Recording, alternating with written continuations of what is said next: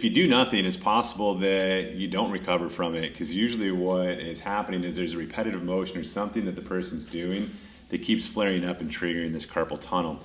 If they're able to identify it and give it a rest, as Dr. Lee was mentioning earlier, you're going to recover, things are going to calm down, a couple weeks, things should be doing better.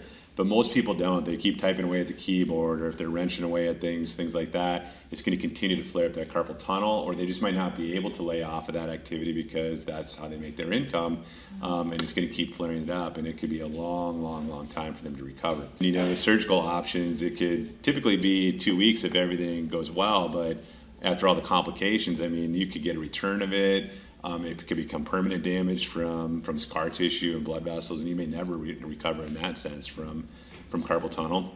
And then classically, they may just splint it, and it's kind of 50-50 if you recover from using a splint, and that usually is a few weeks to a couple months. What we see with care in our clinic, usually people are getting relief within a few weeks, especially because we're addressing that whole kinetic chain from the neck all the way down.